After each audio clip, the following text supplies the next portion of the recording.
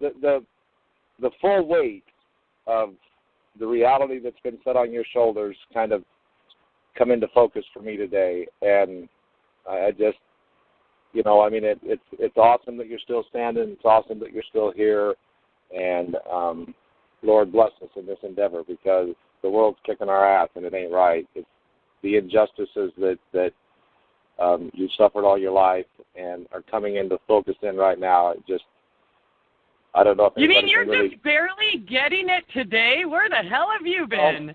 Well, what I've been doing is just going on, knowing that you're going to keep going. No, I get the gist of it. I think what I felt today was just the depth, the difficulty that you personally. I mean, I've known it's been difficult, but it's been, as I've said all along, the truth. And what the reality that we're seeing and is opening up to us is awesome, and there's a lot of good news there. But the weight that has to be sitting on your shoulders on the counter of that, of the reality of your life coming into view as it is, it's another one of those impossible tasks you've been burdened with doing. And what if it isn't a burden? What if it's a really, really good thing? And what if I feel kind of refreshed and rejuvenated? Well, I mean, let's face it. 35.9 years of my life was a lie, and now no longer. So I think that's a wonderful thing. That's cool. That's good to hear. I'm not going to say, I'm still having a hard time digesting it all, but, I think that it is a good thing, and I do feel good about it, because, I mean, when you have 35 years of questions and then they finally all get answered, well, it's kind of, I got to admit, it's kind of a good feeling. I don't want to gloat or anything, but, well, it's a whole different ball game. Well, that's good to hear, and I just have to gloat just a little bit. It is nice to be vindicated, particularly whether you see it or not in your eyes. I've been telling you just how special you are for a year and a half, major consternation and lots of troubles. I don't think there can be much more argument anymore, is there? You are special, are you not? Well, we're all special.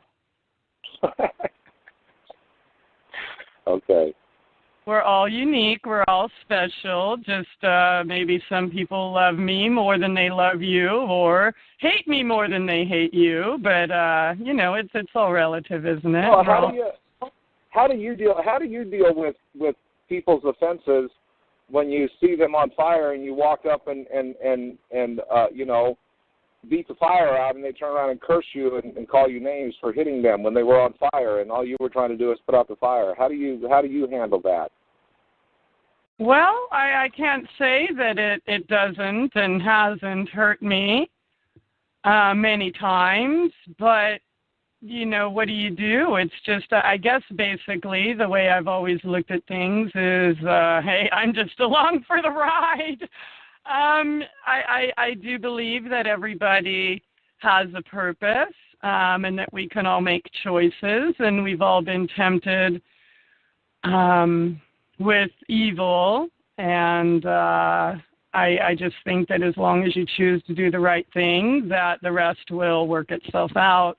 There obviously is a God who has saved me all these years, who will continue to do so, and I know that because, well, he made a promise, and God ain't a liar. Amen. And not to mention my track record. Now I have a track record to prove. So, it's not me. I'm not special. It's maybe I have a gift the Lord gave me, but so do you, and so does everybody else listening here tonight. They, just maybe some people are more aware than others. Well, and I still will argue that you're special because you are the one that's bringing this discussion to the forefront, and you are the one that's uncovering the corruption. Now I have another question, though, for your input. You are absolutely right. We all have choices, and my life search has shown to me in this last 6 months, particularly this last week, has shown that most of my life, even though I made the best choices I could with the data I had, I still found myself on the wrong side of winning because I never really had access to the information that would let me make the right choices. Does that make any sense? In other words, the lie is so steep that we're living in. The difficulty of people today, I think it's a problem that we face as a people. Well, yeah, but I mean, the first step for that is to, one, admit that you have been lied to, and then the next step would be, obviously, if you want to change it, to come up with a plan and follow the steps to break out, which is exactly what we're going to talk about tonight. Awesome. I would prefer to talk more about, when Duncan gets here, I'd like to go back to more of his story, since he's actually, he broke out a lot longer than I did. He's been on a conscious level of that understanding for a heck of a lot longer than I have. So, I'm positive he can answer these questions for you, and maybe give some of the listeners steps to take or his coping methods and skills. He's got a lot of insight, doesn't he? There's another Absolutely. It's funny. I mean, going back from our first show with Duncan, it was like, okay, whoa, we were totally blown away, yet at the same time, I didn't disbelieve any of it, and then here he comes back on the show and brings Dan, and you know what happened there, and that's what I said. It's like, whoa, this is my St. Thomas, because he described when he started to be able to figure it out and people would finally come forward and help him piece these memories together. That was on St. Thomas. And so my St. Thomas is, I guess, 3 months ago when we had that show with Dan, who had the connections with my own father. Yep. And you started putting you started full circle, and it all happened basically right here, and because of Truth Brigade Radio and the listeners and the guests, and so what else can I say other than thank you, Lord, and everyone else, everyone who's been a part of this. Well, it hasn't been easy getting here and staying here, but it's been necessary and required, hasn't it? I mean, what do you do when you know you're onto something? First of all, I mean, maybe I'm not right about what I present. I think a lot of it is, and I still learn. But one thing I know I'm right on: the world is upside down, Rome is burning, and we're in fucking trouble.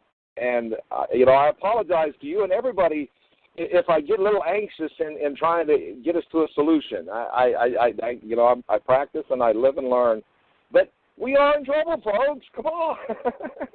No, your passion and desire is wonderful, and I'm sure all the listeners love it. I'm not going to beat you up about your people skills here, though, if that's what you're fishing for. Well, no, I asked the Lord a couple of times, it's like, couldn't you have found somebody with a little bit more communication skills than me? Because honestly, folks, I didn't acquire the skill to communicate until I was your age, Christie. I didn't talk. You haven't acquired it. You still have it. No, I'm just teasing.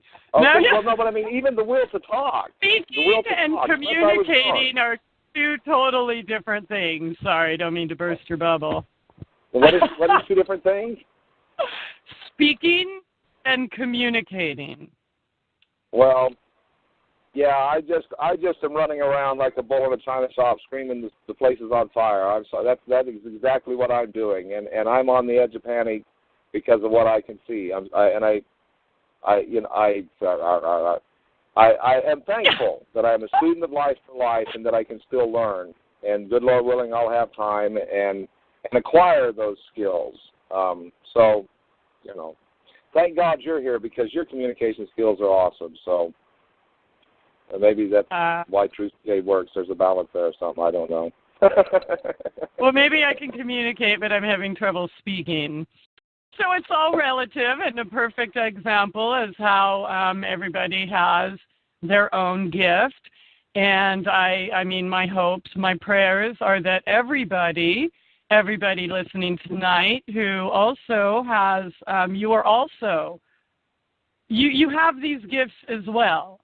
But what we need to do is, basically find a way to teach others how to break out of the matrix and discover that for themselves, and then, of course, most importantly, apply it. But we can only do that with everybody's unique and individual gifts and unity. So anyways, I just hope and pray that everybody else also realizes what life is about, not the life we've been lied to about or been conditioned to believe that life is about. And I think one first step would be to, clean out the water. Well, first you have to believe it. Then you have to clean out your water, do a little bit of research, and see how they are using chemicals like fluoride and all the others we've discussed on here to purposefully inhibit these natural abilities that we all possess. Absolutely. Because, again, I'm confident, I'm 1,000% confident that, as you say, we all have them to some degree. And, again, I know that you have gifts and talents that I've never seen or don't know anything about. But I know I've got some that the world say aren't, and all of the above the world says doesn't exist or tries to push it out into paranormal or pseudo or something special and demonize it kind of. And so to each our own. Well, they can do that. The problem is the research is there. The intelligence is there. We know for a fact our government, our military has been using these technologies they didn't spam from a man just playing with a bunch of shit. They got it from what they were originally born with. Okay, you can refer to it as your third eye, or anything you like. It's been my third eye. That's how I refer to it. But anyways, we all have those gifts. Some people were stolen from their homes at young ages and sold off by their parents and trained specifically so they may have a little bit more knowledge and ability than others, but that does not take away the fact that we were all born with this. Absolutely, we were. And what the third eye and those things that the Eastern culture talk of in the chakras, those are all references, and there's a lot of information in literature, once again. Those are all references to what I refer to as the spirit realm, what Dr. Babcock refers to as R space or reciprocal space. The now space is the physical, the reciprocal space or R space is the unseen world that the biblical references to. And the whole thing is associated with where the fullness of our creation were two parts. And you just are a representation of a more fullness in that creation. And we all need to find our place in that fullness of creation. And I think is as I learn to articulate what I'm saying, that's no, you said it exactly. We have to discover the fullness of our creation. Those were your words, and you said it perfectly. So that's just, I mean, you know what? Let's stick with that. We do. We all have to realize the fullness of our creation. Yeah. Excellent. Well, and every one of us, again, there's just so much more here that we all ought to be enjoying. And I detest the fact that we can't and that we aren't. It's just, that's injustice. That's wrong. So. Well, we can do it. And you know what? Let's talk to one of the pros who has been more fully aware of these abilities for a little bit longer. And I mean, really, this is something that we all possess. Just some people were selected for research and training and operations, and that possibly, well, has a lot to do with their bloodline. And what they were born into. So there's really not much you can do about that, but we have to start, we instead of living blindly, we do have to be aware of this so we can apply it. So I would like to introduce one of my personal heroes, Robert Duncan O'Finoyan. How you doing tonight? Hey, guys. How's it going? Oh, good. You sound just as chipper as I do. Oh, I can barely get the words out tonight. My throat's almost gone. Oh, I hear ya. Well, good. Well, save some of that voice for us because Sound Guy certainly is full of lots of questions, and I just have a feeling that you would be better at answering a lot of those than I myself. You've been at the Matrix for how long? Almost 12 years. Wow. Now, fully or partially? I mean, 12 years ago, was that St. Thomas where you were just starting to put things together, or have you been fully aware for 12 years? Oh, no. 12 years ago is when I had the automobile accident that got everything started. All the revelations that I got on St. Thomas was about 5 years ago. Okay, so it's been a long process. 12 years ago when you had the accident and then memories started coming back, that was the beginning, I guess, basically where I was just a few months ago. Okay. I don't consider myself a pro at this. I'm still learning something every day. And that's the attitude I want to keep. So, hey, when you quit you quit learning, you quit living. That's, exactly. I firmly believe that's what life is about, or one of the things. Let me, before we start, briefly explain what's wrong with my voice. Sunday afternoon, Russ and I had a conversation. Was it Saturday, Russ? Yes. About something that had happened the night before.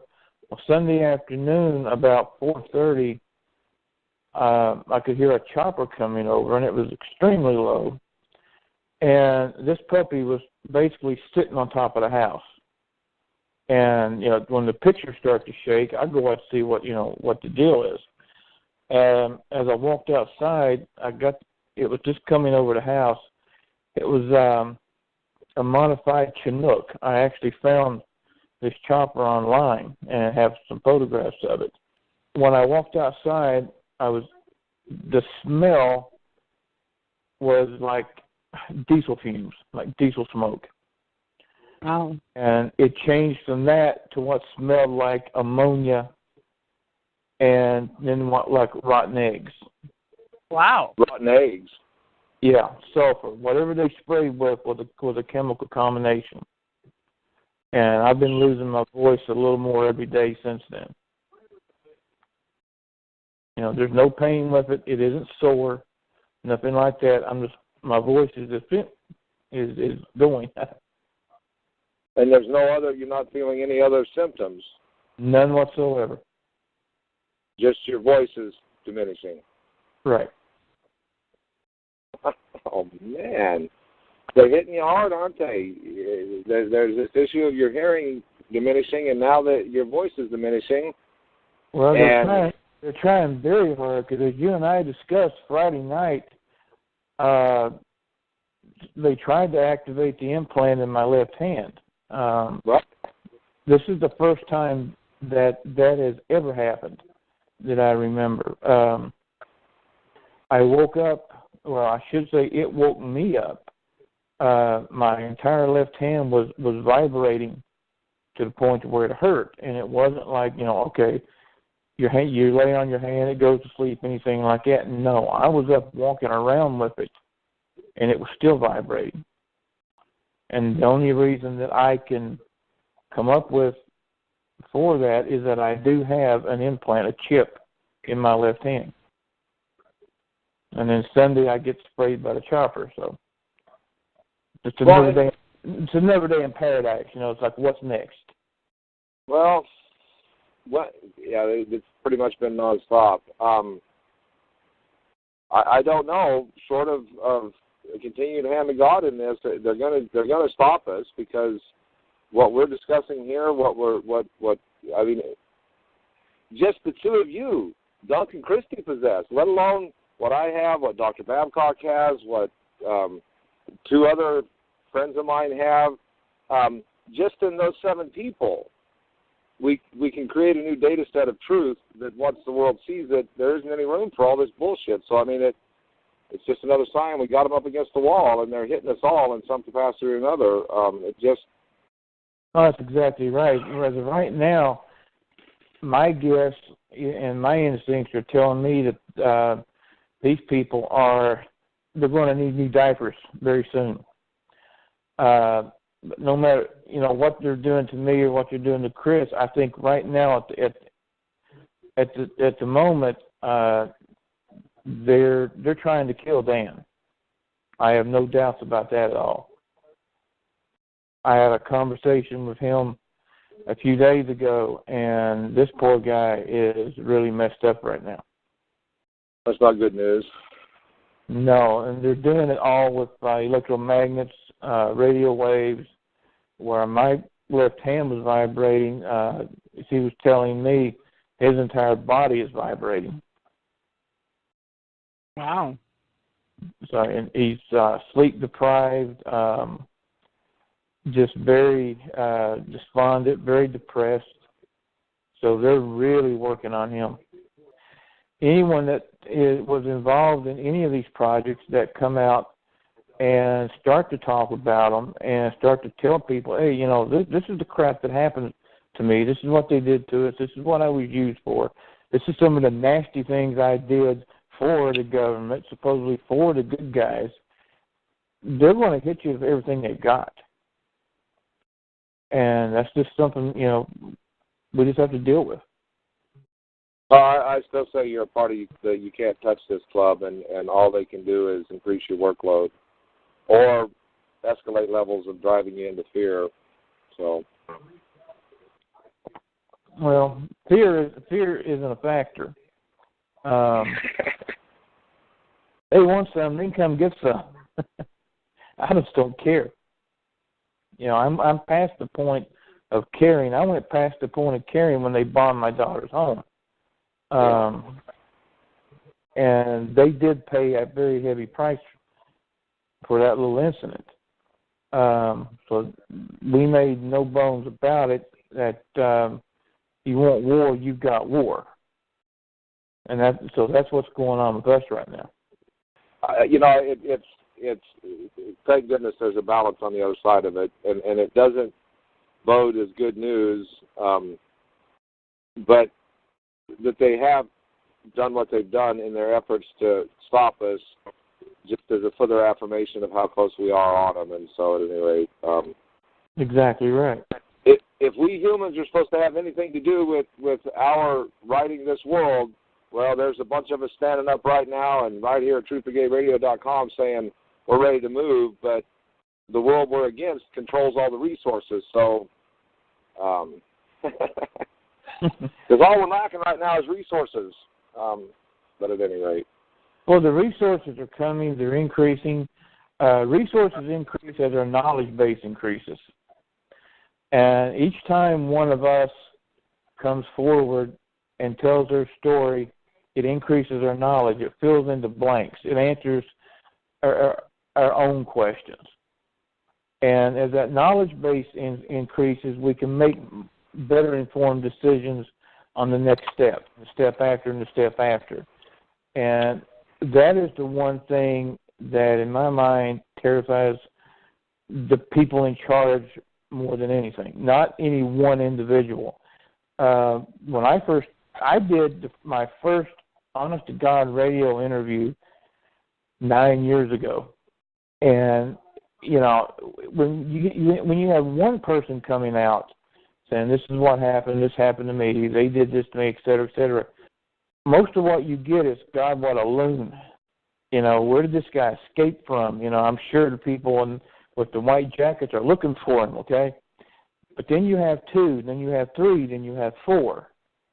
Then people have to step back and say, maybe there's something to this, okay? And as I said, each time one of us comes out and we talk, we share information, we cry on each other's shoulders, we, you know, bitch at each other, and on, we gain in knowledge. And as we gain in knowledge, we get stronger, and with the knowledge and the strength, it makes us much more capable to fight everything that's going. Well, what do you're familiar with? You talk to Christie and follow what's going on. What's your take and insight on what she's learned in the last week? She's just getting started with learning what was going on. Yeah, no kidding. I didn't even tell you all of it. We've delved deeper down the rabbit hole since you and I talked, or not. But we never really tell everyone everything that we remember. I will. I have no doubt in my mind I will. I probably will too someday, but not today. There are some things that I did that I was ordered to do that I remember that I just can't talk about. But I have a question for you, Christie. Do you have any recollection of being in a chair, something like a barber's chair or a dentist's chair, looking at a screen? What looks like a screen. I used to look at lots of screens. I actually, yes, I conducted military operations, but I have one up on you on that. I actually remember sitting on one of these world leaders' knees, bouncing up and down, pretty much watching live people burn at the stake. Rockefeller?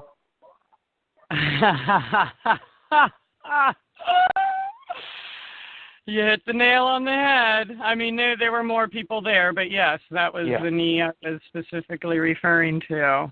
I've heard my father mention Rockefeller, and I was able to trace back a few years ago that my father was also involved with Barry Goldwater when he lived in Phoenix, Arizona. So, you know, the rabbit hole just keeps going deeper and deeper. Yeah, tell me about it. But the reason I was asking is I had been told a long, long time ago that the Stargate project was a continualization or an upgrade of the Montauk project. And that was the one thing I've been waiting for someone to tell me, is that they remember being in the specially designed chair looking at a screen, or in some cases just a circle, which actually looks like the Stargate that we see on TV, only more modern, not the ancient type, is that the two projects actually the Stargate program was just the continuing of the Montauk project. See, my father worked at Montauk. Wow. He was part of that project. Okay. So my guess is that my father knew a lot of the people that you're talking about. And I think that information will tie a lot of things together. We just have to get it. Yeah, well, you know what? He's not going to give it to us before we're ready. That's for sure. I'm sure if, I don't know. I'm thankful that I've been able to put those pieces together with those strange memories or things I talked about that I wasn't quite sure how or where they fit, or if they were really, in fact, reality or dreams. But I don't know. I feel like a new person. And what you just said so rings so true, that what you thought were dreams in the past, you now know in the present to be total reality. that's identical to what I was going through for so many years before the accident. What I thought I was having was just continuing nightmares. And then, bam, all of a sudden you're hit. Geez, these ain't freaking nightmares. This shit's real. Duncan, let me ask you. I wonder if what years were you in the in the service? What years were you working for them? They took me in 1966 when I was 6 years old. I know I was operational in 1985 through 1986, for sure. I know I was also used once, maybe twice, in the early 1990s, and I was activated last year. Wow. I guess I quit in March of '86. I'm wondering what you remember that you were doing in '85 and '86. Were you? The one. Wow! I just found out that the operation you were part of was actually related to the one I was part of. That's the first I've heard this. Right here live. So tell me more. Let's see if you know how when Dad was on the show and it's like, oh no, I knew everything he was saying was true because I knew my dad was there. Maybe we have crossed paths or something at one time. Well, that's a very real possibility. The operation that I remember in 85, 86, the reason I say 85, 86 is because I cannot say for certain what year it was when I offed the number 3 man in the NSA in Washington, D.C. as he was walking to work one morning. That's what I was used for there. Also, what a lot of people don't understand and need to get together here, what I was in was called Project Talent, okay? Great, I was in Project Talent. But at 6 years old, by the time I was 12, I was probably shifted off to a different project with a different name. None of these projects kept the same name very long, okay? And also, MKUltra is, as a lot of us know, it's just a catch-all phrase. Yeah. Okay. Imagine MKUltra being this big freaking umbrella with all these other little umbrellas underneath. There was 182 known projects under the umbrella of MKUltra. That's just the ones that we know about that are actually on paper. There can be hundreds and hundreds of projects, sub-projects to sub-projects. Okay? Yeah. One of the things that some of us do know is we started out in one thing, but then as we got older and, as we say, graduated and moved up, we were loaned out, shipped out, borrowed out, hoarded out to all these other government alphabet soup agencies, mostly to Office of Naval Intelligence. Yeah. Were you ever out in San Diego, to your recollection? I was told I was. I have no memory of being in San Diego.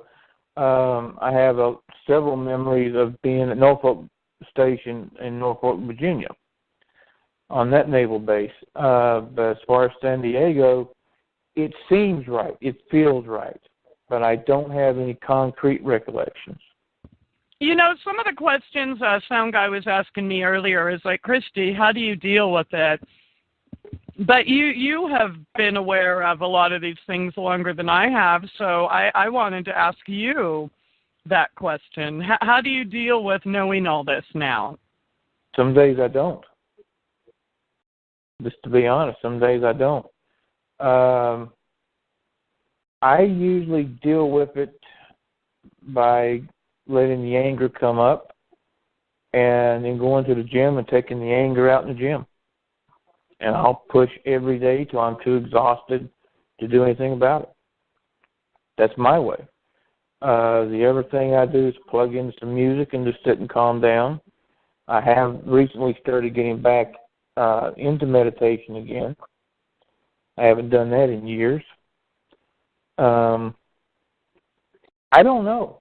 I honestly don't know. When all of this first hit, I didn't deal with it. I took out every weapon I had, cleaned, loaded, and primed, and had it loaded in the freaking car. I was going to D.C., and I was going to make a very, very high body count. And I actually pulled out of the driveway, and I came to my senses, and I said, you know what? I can do this. I'll kill a bunch of people. I'll get killed. And all the headlines are going to say, lone gunman nut kills White House police. That's it. That's all it would ever be. And everything there would die.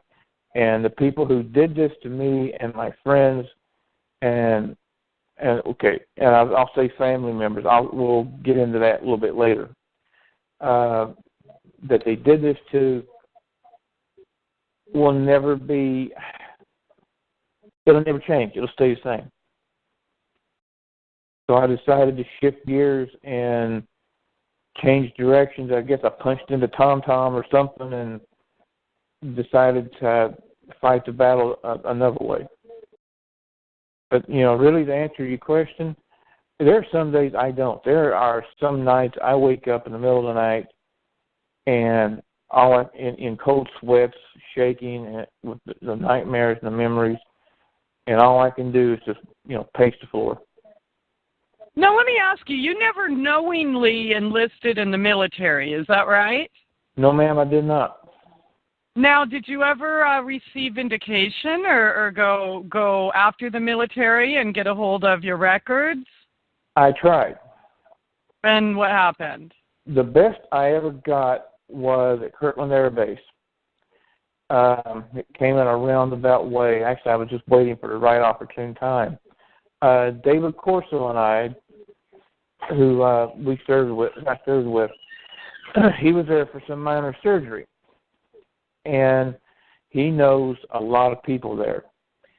And one of the first things that was downright scary is as we were walking down the hallways, all these non-coms would stop, stand to the side, and salute. Now, Mr. Corso and I aren't in uniform, unless you call blue jeans and a T-shirt a uniform. Mm-hmm. But here's all these people, all these non-coms, jumping to the side, snapping to attention, and saluting us as we walk by. Well, he has his surgery, gets his meds. He says, let's go in and see a friend of mine who happens to be a colonel on the base who's also a doctor. Well, long story short, what they found was some of my medical records.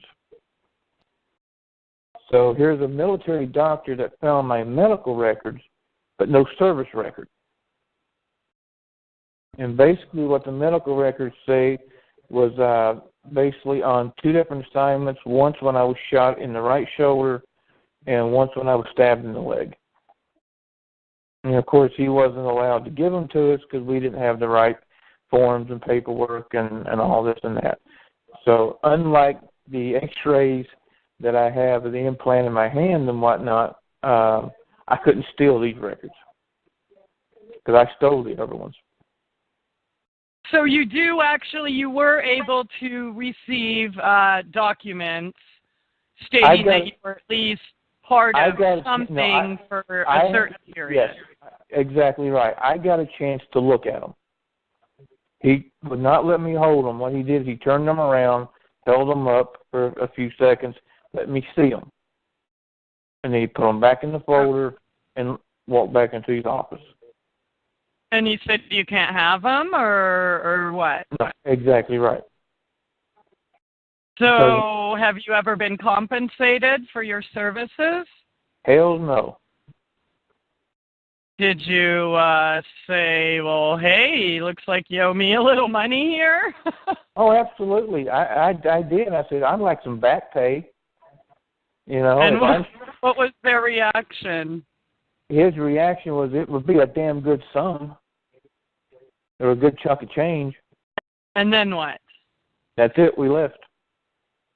The colonel went back into his office, and there's not much else you can do. File a lawsuit for back pay. We're looking into that. We're looking into a lot of things that I keep quiet. I just keep it under my hat for right now. Well, I plan on doing the same thing. I'm going to walk up to the base and say, hey, remember me? And by the way, you owe me a little bit of money. They owe us a lot of money. They owe us a hell of a lot of money. That is true. So you haven't had any luck that way then, but you did at least have military officials verify that, in fact, at least some of your memories are true. That is correct. One thing that I'll state again, anything that I say I did, I was here, I was there, or whatnot, I have at least 2 witnesses who have came forward to me and told me about it before I ever talk about it. So I look at that to be a fact. If I come up, like we were talking about San Diego, it feels right. I've been told I was there, but I don't remember it. Uh-huh. So to me, not yet, anyways. Exactly. So for me, it's not. It isn't fact. I believe it is, but I can't say for sure. Okay. Well, what's your next step with that? When's the last time you've dealt with these guys? You mean one-on-one? Yeah. About a week after they bombed my daughter's house. Okay. What was the circumstances surrounding that? We talked about gardening. Genetically modified food? What kind of gardening? Well, about how the human body makes good compost. So you've got to be on at least a few people's hit list. Would that be considered a threat? I'm on a lot of people's hit list. That's no joke. I'm on a lot of people's hit list. And all I can say about the guy who actually did the work of bombing my daughter's house and trying to kill her, he's toast. How do you know who did that? That was easy. He pulls his car directly in front of mine while my daughter is taking her animals to the vet. And we sit and stare at each other for about 20 minutes. Okay. And then we had a meeting a few days later. And how did that end up? Have you ever heard the story where 2 men walk into a room, one man leaves, one man doesn't? I walked out. Is that a childhood fairy tale? Would I get that in a school book? No, I'm just kidding. Wow. So, okay. Wow. Are we supposed to hear this stuff live on the air? I don't care anymore. Okay. I made it very. So, I mean, you're basically saying that. I mean, maybe I'm missing something here, but are you? I'll ask it as a question. Are you saying that somebody lost their life as a result of this? That's correct. And this somebody, I guess, was disposable. Why didn't they come after you? 9 times out of 10, in a situation like this, in a job like he was on, they are disposable. They're not actually agencies. They don't actually work for the agency. They're free. They're freelancers. They're what I call garbage. What do you mean? Like they don't work for an agency? Who do they work for? Well, okay. Take, for example, most of these guys who do the gang stalking on people. They're paid by an agency, but they're contracted. You understand? They're not exactly on the payroll. Their names don't show up on any payroll. Yeah, okay. They're paid via cash, favors, get out of jail cards. In most cases, it's get out of jail cards. So they just use these people that they didn't specifically go apply for an agency or military position, so to speak. But they are paid agents if they're getting paid in any capacity, whether there's a file on them or not. Well, they get paid, like I said, either in cash, favors, jail, get out of jail cards, and if they're toasted, there's no trail, there's no paper trail leading back. Okay. Well, okay, so this was right after your daughter was almost, attempted assassination. How is she doing, by the way? She's still having nightmares. She's lost a lot of weight. She'll be okay. She's pretty tough. There's a comment up here on the interface that says somebody could come after you with charges if you keep talking. What do you say to that? I wish they would, because I'd like to hear them explain it. Well, I mean, what is your okay? So you went to a base. I forget which base you said, and what'd you do? Just say, hey, what's going on? I know you know me, and can I have my record type thing? No, not exactly. It's Kirtland Air Base. As I said, Dave Corso was there to have some minor surgery, and we were discussing it on the drive from Pahrump down to Vegas, down to the base, and he said, this colonel was a friend of his, and after we're done, we'll pay a little social call. And that's exactly what we did. So he had already spoken with him on the phone that morning so that he could do the search. And that was all he had was the small file with, it might have been 4 sheets of paper in it, and they were all medical files. And what I did get to see was gunshot wound, 32 caliber to the right shoulder, bullet was removed, chicken scratches of who did it, who removed the bullet, stab wound to the left leg, showed the picture, the drawing, the sketch of where it was, how many stitches were in it, just that kind of thing. Wow. So you got to actually see your medical records, but no service. Okay. Now, what about the projects? Do any of these records connect you to Ultimate Warrior Project and Project Talent? I have no doubt whatsoever that they would if we could just get our hands on the connecting files. Now, what is the reasoning? How can they say, hi, we're not going to give you your file? I mean, wouldn't that kind of be theft? I mean, they already basically stole your life. Used you without your knowledge or consent or compensation.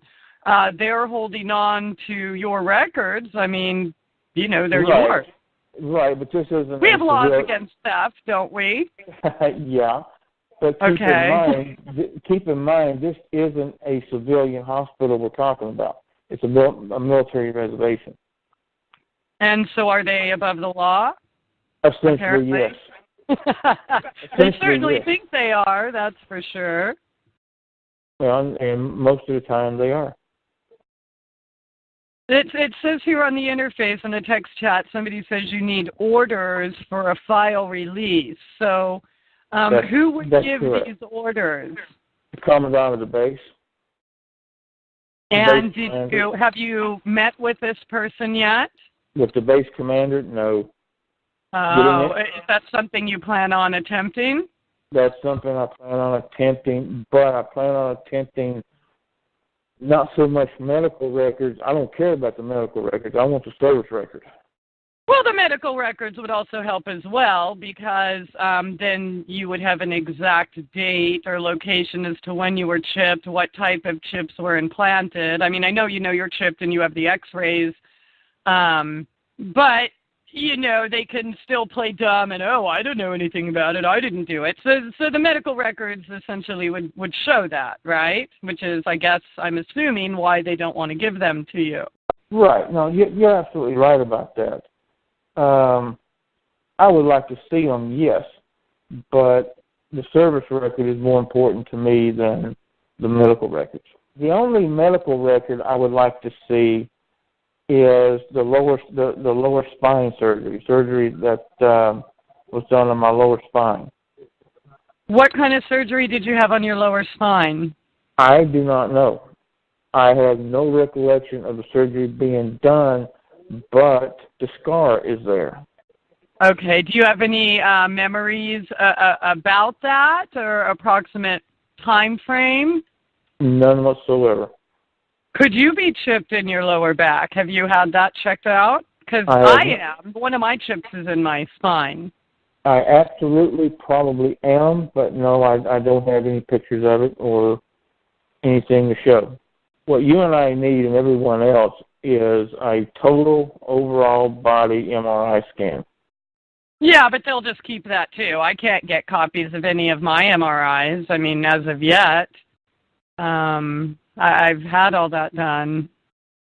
Well, see, they did not want to release my x-rays to me in the hospital in Delaware because there was a red sticker on it, and all I could see was do not, and that's it, just on top, do not. So I don't know if it said do not hand out, do not give, I don't know.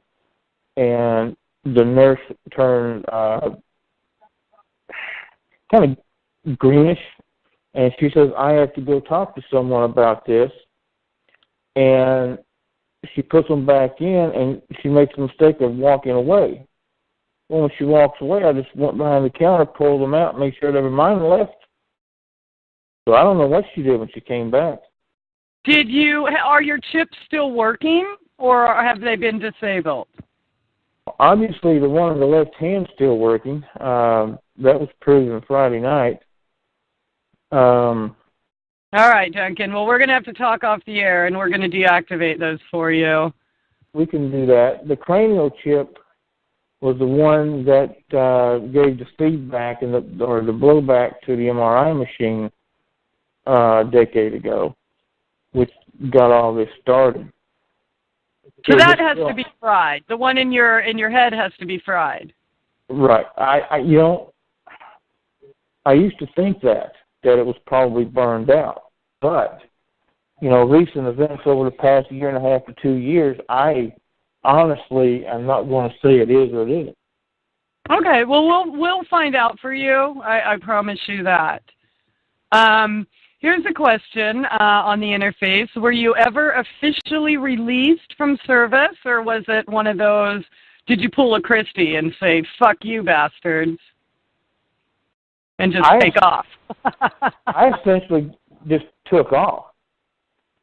Okay. So technically, you still have a file. You've never officially been released. I mean, basically the same boat I'm in.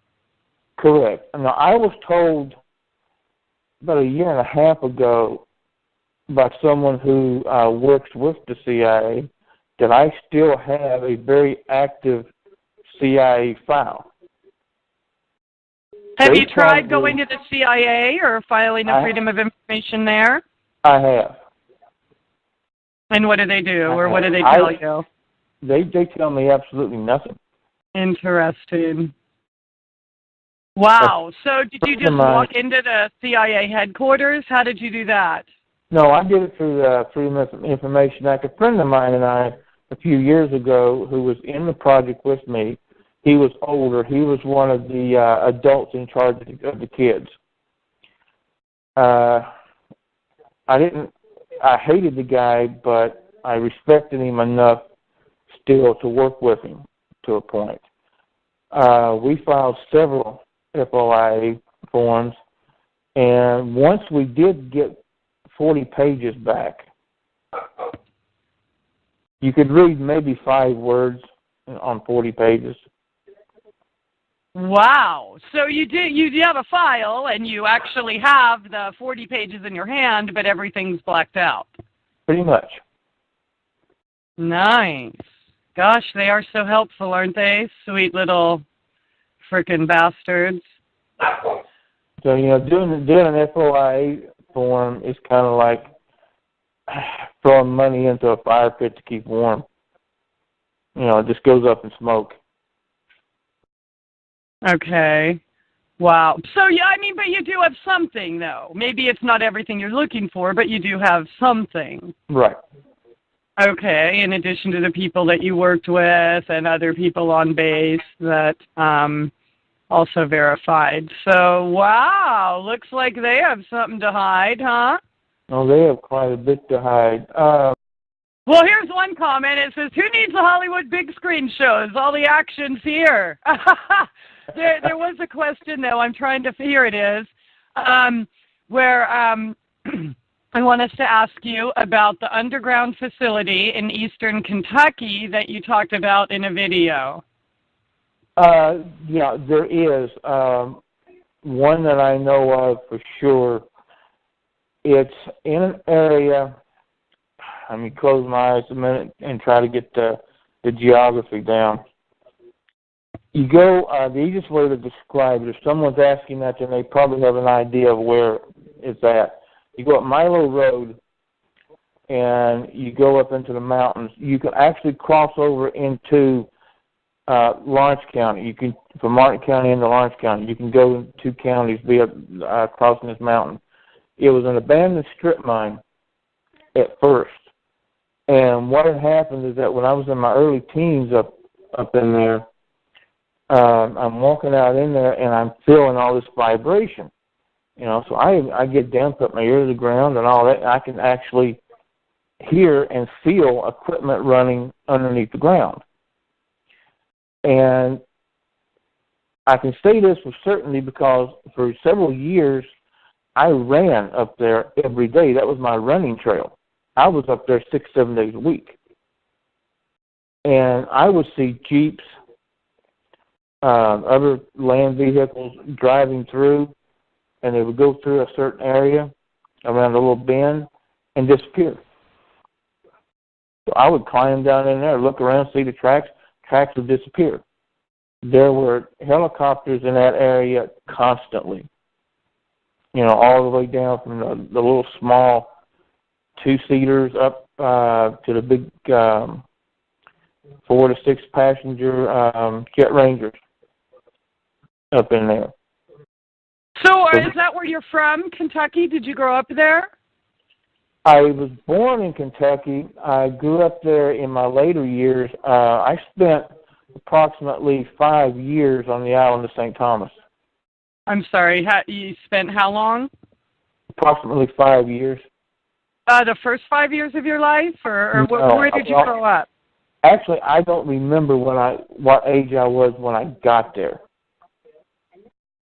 I just remember being there, and it was confirmed to me of being there by the attorney I have on the island and other people that I know that are there living right now. So going by what these people have told me, it was approximately 5 years.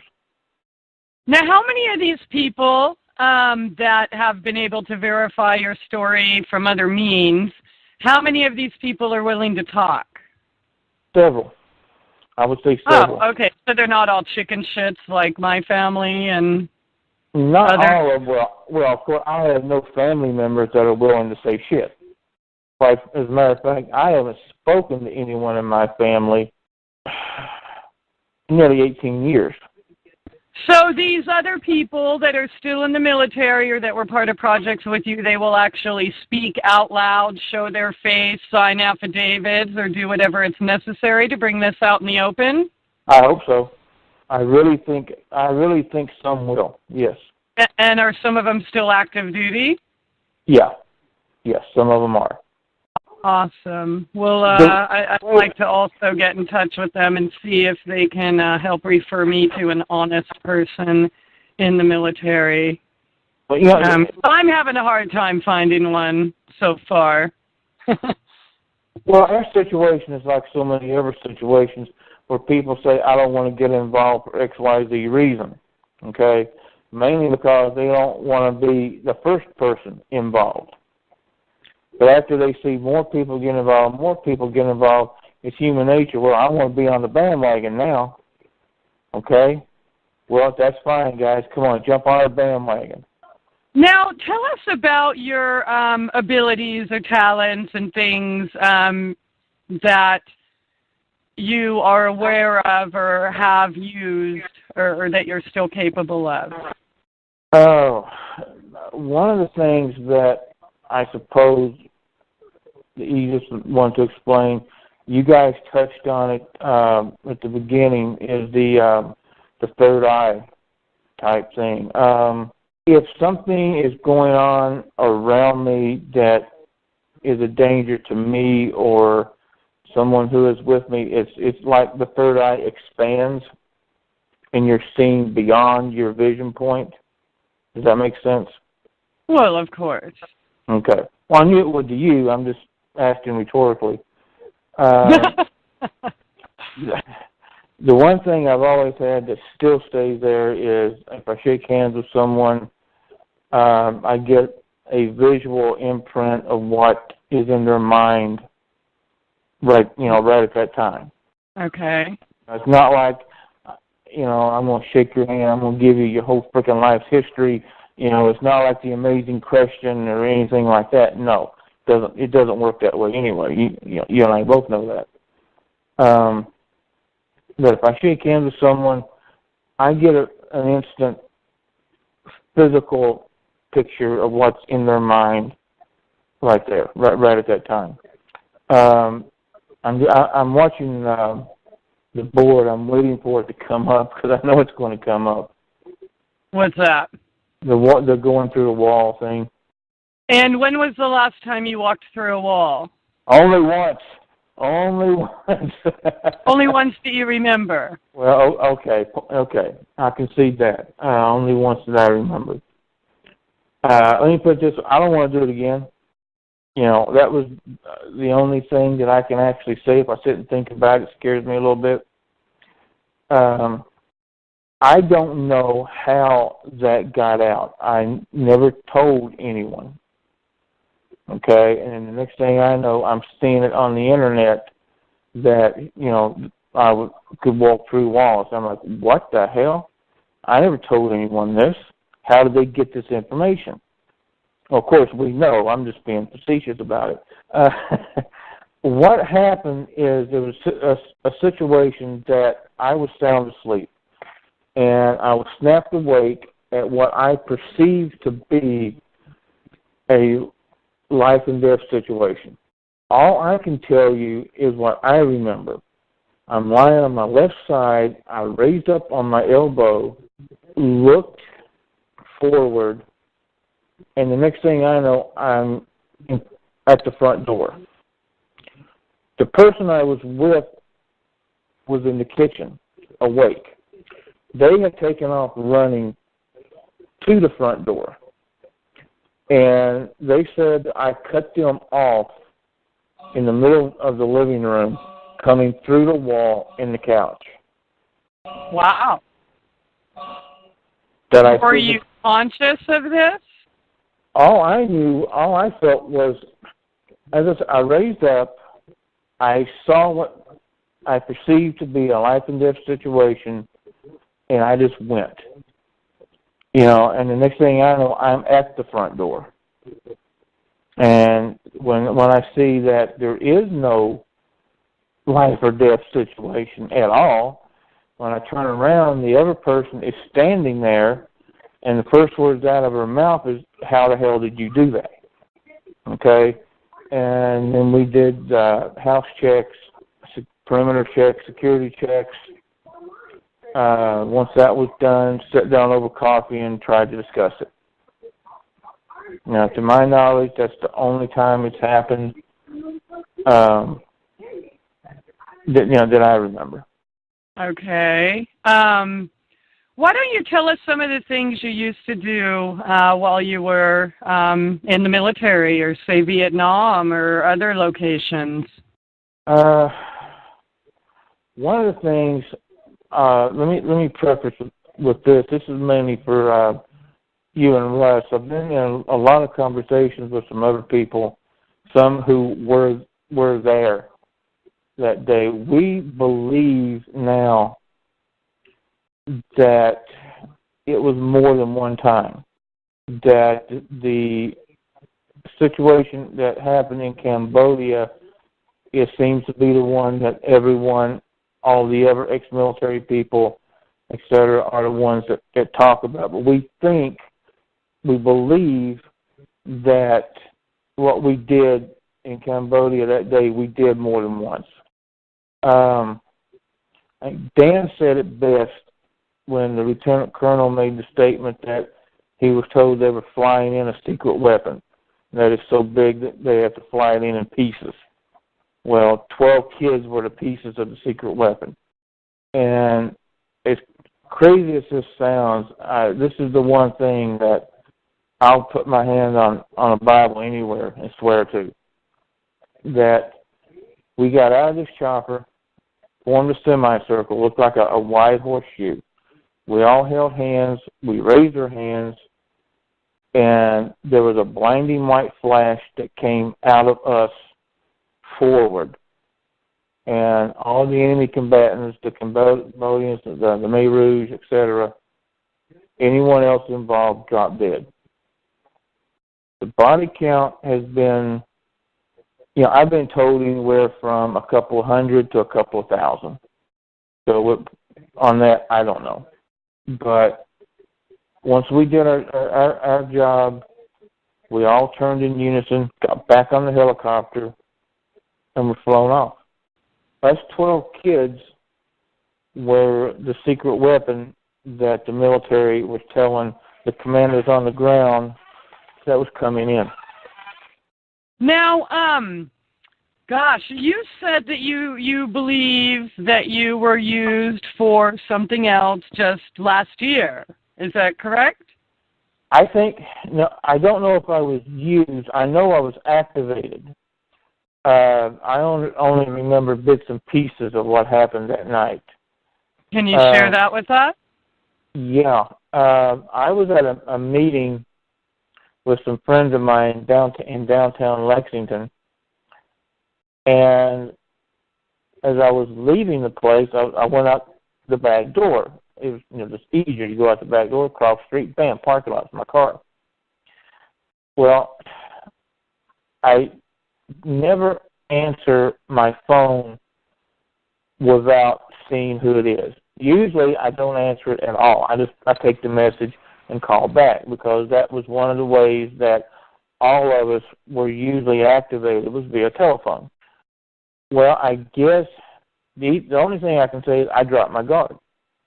I committed the cardinal sin. I lowered my guard. I was with a bunch of friends I hadn't seen in a long time. We were having a good time, laughing, talking. So I'm going out the back. My phone rings. I just pull it out of my pocket and say hello. I remember hearing, like metallic chirp, chirp, chirp word, the sounds.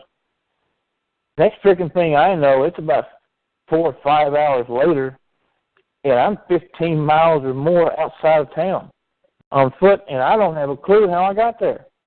And it's nighttime. When I left, it was daylight. It was daytime. When I came through, it was nighttime. And I'm at a junkyard, and there's this huge Rottweiler on the other side of the fence, and he's trying to get through, and he's barking, and here comes this real big guy, huge guy, that has a 12-gauge pump shotgun, and he's pointing it at me, telling me to get out, to leave, and I'm laughing at him. I'm standing there laughing in this guy's face, and all I remember is walking toward him. And I black out again. And the next thing I remember is being back in downtown Lexington in an area of town that you don't want to be in after dark, trying to get somebody to come and get me. The right knee of my jeans is ripped open. The knuckles of my right hand are cut, scratched, and bruised. But I have no dirt, no mud, not even dust on my clothing. So exactly what happened that night, I don't know. I honestly don't know. Wow. I know what happened to the cell phone, though. What's that? It got stomped into about 20 pieces and tossed down a storm drain. I actually took it, broke it in half, threw it on the ground, stomped it, and kicked it into a storm drain. Wow, and this was just last year? That's correct. So then I guess possibly your chip is still activated. At least partially. At least partially. Well, what is your next step, Duncan? What are you gonna? What's the next step? All in, I guess, in finding closure with these situations and basically your whole life. I don't know. I honestly don't know. There have been numerous times when I was actually ready to, hang it up. No more interviews, no more talking about this, no more nothing. Whatever I did, I would keep private. And then I get a phone call, an email, or a form submission or something from someone who tells me that they've gone through similar or their children were put through similar things. And I guess that keeps me in the game. The only thing I can honestly say I'm going to do is keep playing the game until all the answers are there. These people are exposed. When I say these people are exposed, we're not going to get the ones who actually did it to us. Especially in my case, they're probably dead. I mean, I'm 48 years old. The people who did this to me at 6 years old, I'm pretty sure are either 90s or older or dead. So there's no point in going after that. Although, when I did find all this out, I did consider going to the cemetery, digging up my father and pissing on him. I didn't do that. But to be honest, I don't know. I want to do whatever it takes. I want to see someone in government hold a press conference and admit that all this took place. Well, what about Bo Grites? I mean, there were some hearings that I guess he had something to do with. I mean, is he any help? I don't know. I'm not really that familiar with that.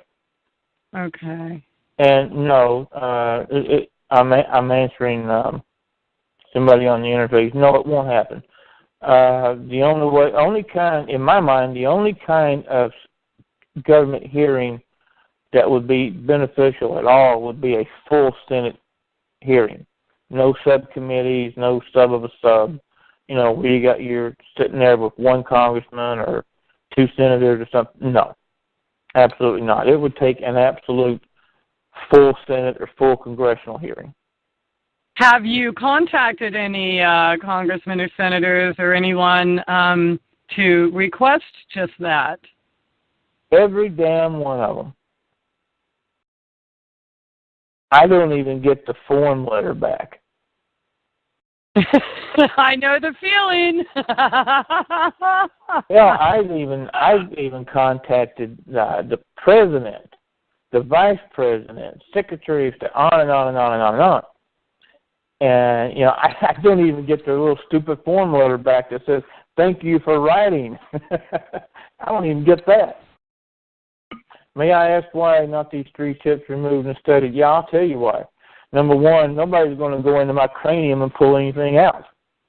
I don't even know how it got there. The one in my left hand, I tried twice, 2 different surgeons to have it removed. One flatly refused. The other one said that he probably could remove it, but I will, in all likelihood, lose the use of 1 or 2 fingers, the index finger and the middle finger. The chip that's in my left shoulder, I don't want it removed. I'll keep that one. No, you're welcome. I'm trying to keep up with the interface and talk too, but I'm having trouble sitting still. Yeah, no, and I'm also assuming, I mean, why don't you just walk out and get them removed? It's also not, how many doctors can you walk into? I'm assuming you don't have insurance and your financial situation is somewhat like mine. Well, and if you just walk into a doctor's office and say, "Hi, I have a chip in my head," they're probably going to throw you in a rubber room. Well, exactly. And the insurance I have ain't worth the paper it's written on. We found the chip in my left hand purely by accident. I actually broke my thumb, and that's how we found it to begin with. When he X-rayed the hand, there it was. So you just have to keep getting in accidents and breaking things then, right? Yeah. And the cranial implant showed up on the MRI. I mean, there it was. Wow. Plain as day. Well, it's a guest up here on the interface says Dr. Roger Lear. Have you heard of him? Yes, he and I communicated several years ago. I sent him copies of the X-rays and the medical reports. 6 months later, he still had never received the envelope. The envelope was returned to me, and when I got it, it had boot prints all over it. But at that time, I was hoping to actually work with Dr. Lear on this to have the one in the left hand removed. So you're saying that you didn't get a good reaction in trying to contact him for help? Well, he never received what I sent him. And after that, he basically didn't want any more contact with me. The only response I got after that is that he was only interested in alien implants, not military implants. I don't know what his reasoning was.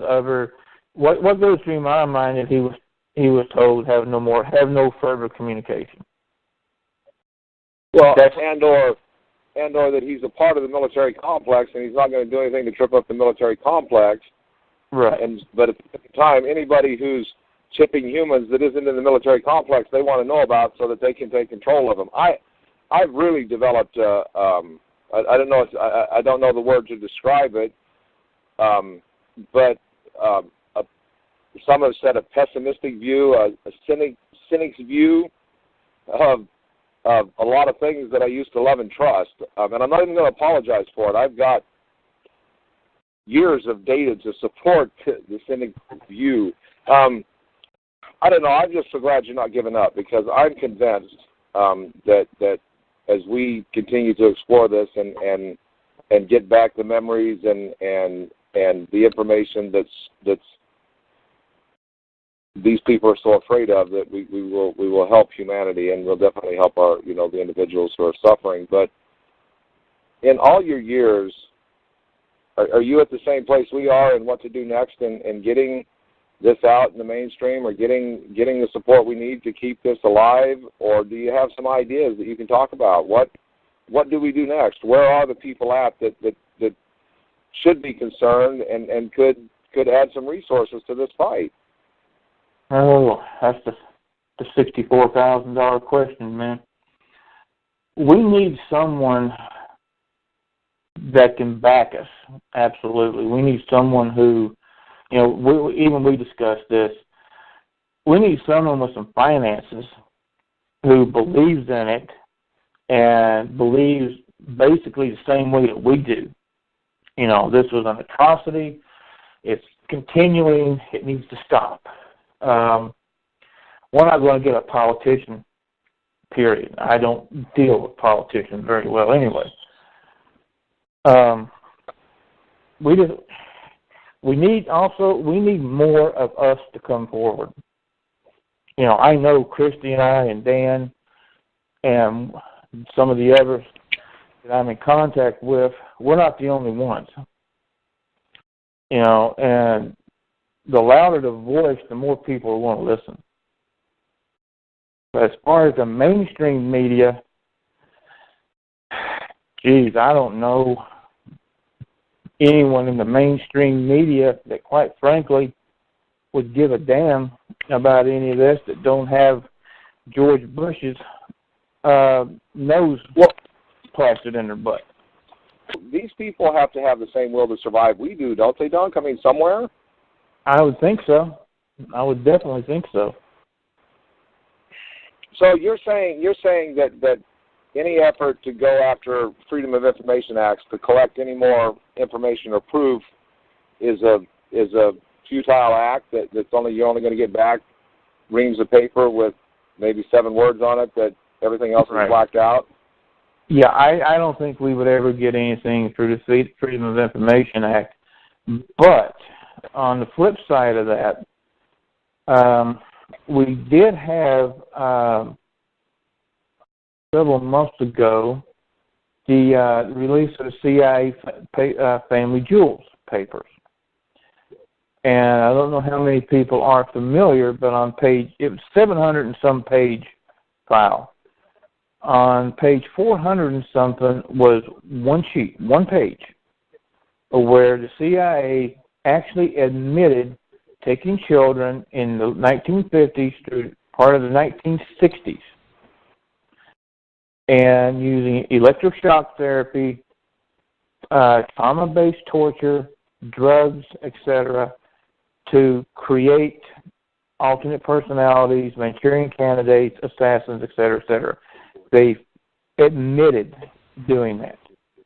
Would you happen to know any of the names of the Nazi scientists responsible for these projects and torture experiments? Because I do. I'm just asking if you know one that I know. Personally, I probably. But have you heard of General Albert M. Swanson? Yeah, Swanson was a big guy, had silver hair. That's my grandpa. Well, then I punched your grandfather out. Good, because he deserved it. When did you meet him? Where? He was in lots of places, and that's a lot of the stuff I've been working on most recently and getting. See, some of his experiments and mind control things are out there on the internet, and some of them you have to pay for. Going back to the American Psychology, from 1964, 1950 something. But yes, that was my grandpa. That is my grandpa. That's my blood. That's the one that. Remember, I told you that. Well, I didn't know that. He was, because I never studied this. I never went back and looked. I knew he was involved with psychology type stuff. Wow, so you know my grandpa. That's great. I believe I did. Did he wear his hair combed back kind of longish in the back? Long? Well, I don't know. I don't know anything about the 60s or 70s. I mean, really, I wasn't born in the 60s and the 70s. I really didn't know anything. Okay. The baby. I don't mean long like mine. Mine's more than halfway down the back. Just down below the collar. He looked. My memories of him living. I mean, not like the older pictures and stuff I have of him, but he was always very disheveled. He kind of reminded me of like Albert Einstein, just kind of. Funny hair, not really, he was a mess. Right. Okay. But he was old, what do you do? Wow, I can't believe you know my grandpa, though. That's interesting. Yeah. We need to delve deeper into these ties because that's something I've been putting together most recently. Gosh, you haven't heard of Lester Leroy Gooden, have you? Gooden or Goodman? Gooden. Gooden? I've heard of Gooden, yes. He was one of my grandpa's proteges.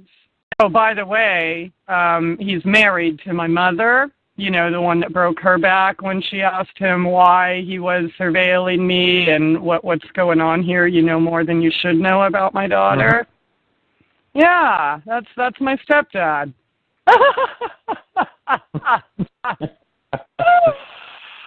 Wow! Here we're doing it again. Just, this is crazy. We're going to interrupt this show to delve deeper into a personal history and connection. Okay, I'm going to... I got two things I want to talk about real quick while they're in my mind. One is Russ hit on something that we've been discussing that is dead on, okay? I have two alternate personalities that we're aware of. Both of those alternate personalities have the information that we need. Okay? We just need to find a way to trigger that altar so that we can sit down and have a conversation. without the one altar, like the time I was hypnotized, tried to kill the hypnotist. Okay, we don't want that. We want the other altar, who a very, very good friend of mine that I was talking with the other night heard on the phone. I totally changed. No accent. The accent left. The vocabulary went to that of a college professor, not like me. You know, when I get past 4-letter words, I start stuttering. Okay. We need that personality. That personality has all the memories, all the faces, all the names to go with the faces, everything. Well, let me ask you this. I'm sorry, I'm tripping out about you knowing my grandpa and stuff. And did he, you know, he was on the ground floor of this crazy Nazi scientist bullshit stuff they do. What was he one of the gentlemen involved in programming you? I believe so. I do believe so. I remember seeing him several times.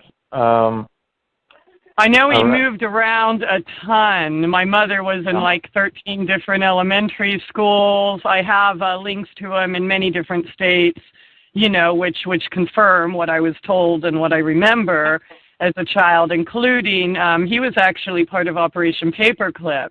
He was a real live traitor, a spy for the Nazi Party in Germany. Yeah, a general in our army and a frickin' Nazi spy. Yeah, that's my grandpa. Isn't that sweet? I'm going to blow your mind a little bit more. Okay, try. I'd like to see you try it. Each and every one of us that came out of this basic project, like you did, like I did, like Dan did, and several more, we're all blood relatives, each and every freaking one of us. If DNA testing were done today, it would show at most half-brother and sister, or half-sister, half-brother, at the least first cousins. We're all related. We were all conceived by the same DNA.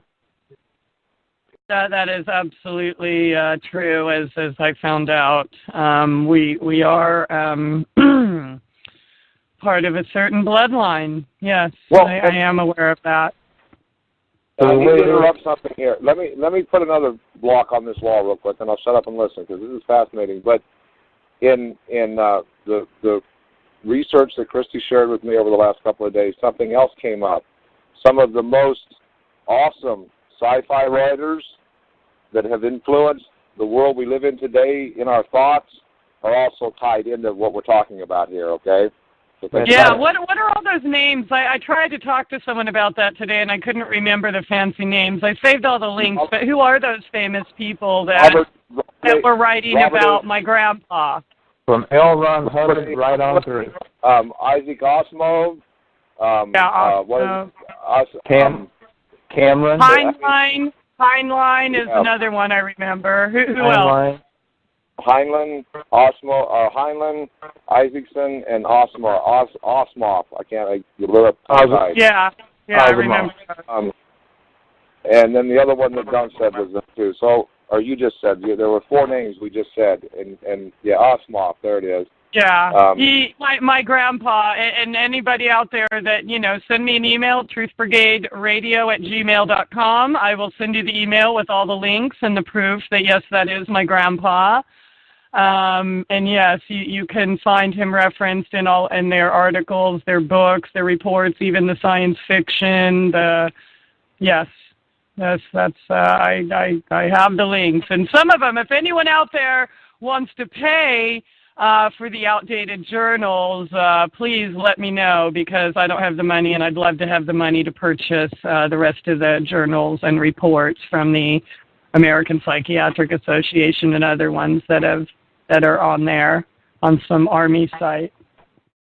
So you gained a half brother. Well, I've always wanted a family, because what I was born into wasn't very nice. Wow. This wow, I don't even know what to say, but this is the third time we've had you on the show and been able to find out that not only did you and Russ have ties from 20 years ago, and then my father's ties with Dan, and now my grandpa's ties with you. Unbelievable. Unbelievable. I can't believe. Wow. Okay, here. I'm just along for the ride, man. I don't know. Just tell me more, though. What else do you remember about that bastard? I was too young. I just remember he was mean and, he had all these crazy stories, and he was the one that they would play these little games with me, and in fact, he's the one, ultimately, that, put me into these situations. He was also a 34th degree Mason, and they used to take me up to Bohemian Grove to teach good little boys and girls what would happen to them if they don't do what they're told. If you fall out of line, that you will be next. Yes, and that's where I got to experience watching real live people burn. Failure was not an option. They're not effigies, man. They're people, real live people. Yes, they are. I have an idea or a suggestion. Is if we, as a group with some of us, could actually do some kind of documentary with us together and show some proof, some DNA testing, some X-rays, and some testimonies, sworn affidavits, et cetera, and put that along with the DVD of the interview